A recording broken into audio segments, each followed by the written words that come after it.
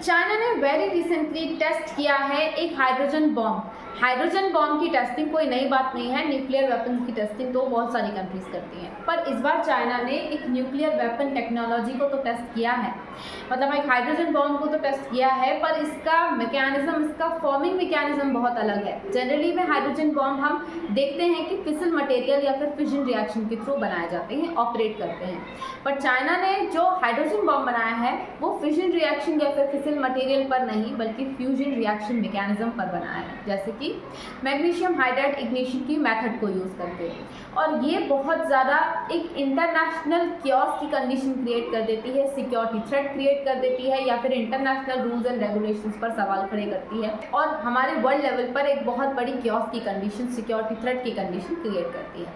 अब एग्जैक्टली जो hydrogen bomb है वो बनाया जाता है फिजन मटेरियल के बेसिस पर। इसे थर्मोन्यूक्लियर बॉम्ब भी कहा जाता है। इसको दो मेथड से बनाया जाता है। दो मेथड्स होती हैं इसे बनाने की। एक होती है पहली स्टेज फिजन रिएक्शन, जो कि प्राइमरी स्टेज होती है। इसमें हम यूरेनियम 235 और प्लूटोनियम 239 का इस्तेमाल करते हैं। उनके थ्रू हम फिजन रिएक्शन परफॉर्म करवाते हैं, जिससे हीट और प्रेशर रिलीज होता है। सेकेंडरी स्टेज होती है फ्यूजन रिएक्शन। अब फ्यूजन रिएक्शन में जो ड्यूटीरियम और ट्राइटियम, जो कि हाइड्रोजन के आइसोटॉप्स हैं, उनको फ्यूज कराया जाता है और इसके थ्रू एनर्जी का रिलीज होता है। अब कुछ ऐसी ऑल्टरनेटिव मेथड्स भी होती हैं जिनके थ्रू हाइड्रोजन बॉम्ब्स का क्रिएशन हो जाता है, किया जा सकता है। एक होता है इनर्शियल कन्फाइनमेंट फ्यूजन। इसमें हम हाई पावर्ड लेजर्स का इस्तेमाल करते हैं और लेजर्स को यूज़ करके हम ह्यूज अमाउंट में हीट और एनर्जी को जनरेट करते हैं, प्रेशर को जनरेट करते हैं। ठीक उसी तरह से मैग्नेटिक कंप्रेशन भी किया जाता है, जिसमें हम मैग्नेटिक फील्ड का इस्तेमाल करके इसी तरह से रिएक्शंस को परफॉर्म कराते हैं। और एक कॉमन होता है हाइड्रोजन के आइसोटॉप्स का फ्यूजन कराना। अब इन तीन तरह से हम हाइड्रोजन को बना सकते हैं, ऑल्टरनेटिव टू फिसल मटेरियल मेथड। अब देखिए, अगर हम बना सकते हैं तो इसमें इतनी बड़ी बात कौन सी क्रिएट हो गई? बड़ी बात यह है कि चाइना ने फिशन मटेरियल और फिजन रिएक्शन को छोड़ के दूसरी मेथड से जो ये हाइड्रोजन बॉम्ब बनाया है, इसकी वजह से इंटरनेशनल लेवल पर कुछ कंसर्न्स क्रिएट होंगे। सबसे पहली कंडीशन होगी लीगल लूप होल्स की, जो फिलहाल में NPT यानी न्यूक्लियर नॉन प्रोलिफरेशन ट्रीटी है, वो CTBT ट्रीटी, इन सभी में ये मैकेनिज्म है कि वो सारे न्यूक्लियर वेपन्स जिनको फिजन मटेरियल के बेसिस पर बनाया जाता है वही न्यूक्लियर वेपन्स कहलाएंगे।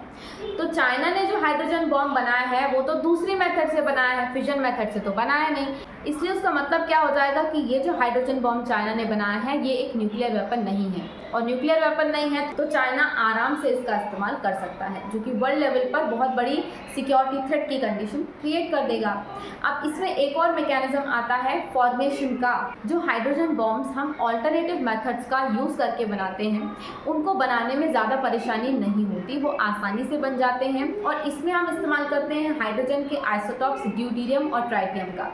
अब जो ड्यूटीरियम है और ट्राइटियम है, उनका मैकेनिज्म कुछ इस प्रकार का है, वो इस प्रकार के होते हैं कि उनका वर्ल्ड लेवल पर बहुत ज़्यादा लंबा रेगुलेशन नहीं होता, इसलिए उन्हें आराम से इस्तेमाल जो भी कंट्रीज है वो कर लेती हैं, और वो 12 यूज़ टेक्नोलॉजी पर बेस्ड होते हैं।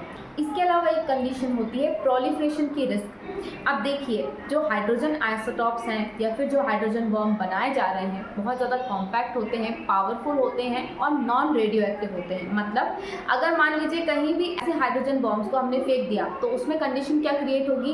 रेडिएशन जनरेट नहीं होगी, और जब रेडिएशन जनरेट नहीं होगी तो आप उसको आइडेंटिफाई नहीं कर पाओगे। अब इसकी वजह से क्या होगा?